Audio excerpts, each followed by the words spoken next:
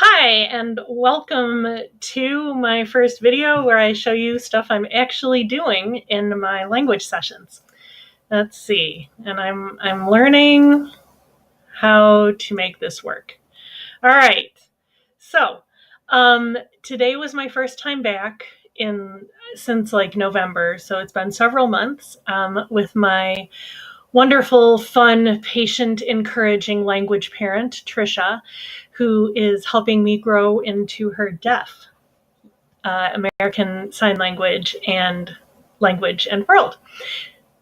Anyway, so since I haven't signed in so long, I wanted to kind of ease back into it in kind of a constrained way, not just chatting about just anything where I would have trouble understanding what she was saying, and she would have trouble understanding me, but in a constrained kind of way. So that's why these games like Battleship or Guess Who, the technical term for them is an information gap game. That's why these are super good when we're just beginning to talk or to sign, is because there's a limited amount of stuff that we're talking about. So let me see if I can make it bigger. I don't know if I can. Okay, well, in any case, so we played this game called 16 Pictures, and I will put a link to these pictures wherever you're seeing this video. They were drawn by the marvelous Angela Thomson, and they were colored by me. Don't color this one as a road. It should be a river, and it's trickier if it's a river, because these things are really specifically drawn. Like if you look at this one that I turned into a road, and this one down here, if it had been a river, and the only difference then, there's only a subtle difference between the two cards. So you really have to talk and communicate locations, especially specifically, to figure out which card you're doing. So the way this worked is I started out and I laid down the first card, and then Trisha asked me questions about the card and I answered her, and I tried to answer her in full sentences just to kind of get my hands going again and get signing again.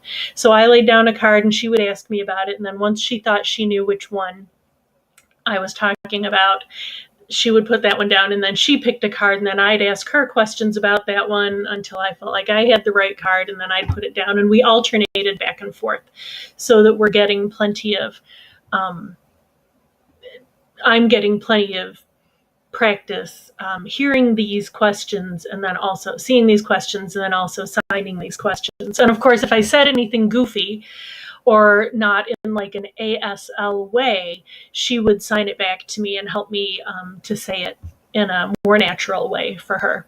So this is super fun. These information gap games are fun. We're really communicating. There's a gap. I know which picture is out there, or she does, and so we're communicating information across this gap, which in this case is a cut apart Amazon Prime box. And so by the time, so this is a closer up view of the cards, and this is what it looked like when we finished, and we compared notes, and I was thrilled we got them all right, which is amazing because I get in front of and behind so confused in like every language I've ever learned except for French, because it's derrière, which is derrière in French, and I know that that is my behind. So aside from French, though, I get it mixed up in all languages, especially American Sign Language. Then the next game we played was Go Fish, that I got in a bag of toys from a thrift store.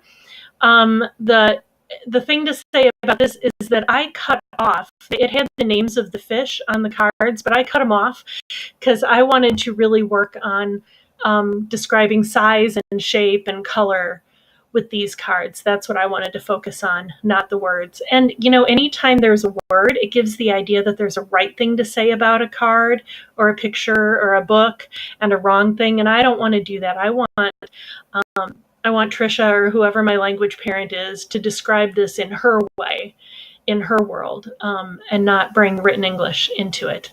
So the last game we played is another game. This one I did get at the Dollar Tree. This is what the box looks like. and it's just different people and animals, and it had two of each person pretty much, so you had to distinguish what they were doing and what they were holding in each picture. We didn't get very far in this because we ran out of time, but this was a lot of fun. You'll see again I cut off the words, and for the two sets of this one I cut one curvy and one straight in case sometime I'm in a hurry cleaning them up. This way we can separate out the sets easily. And the other fun thing we did with this is we didn't say the animal names. We described the animals.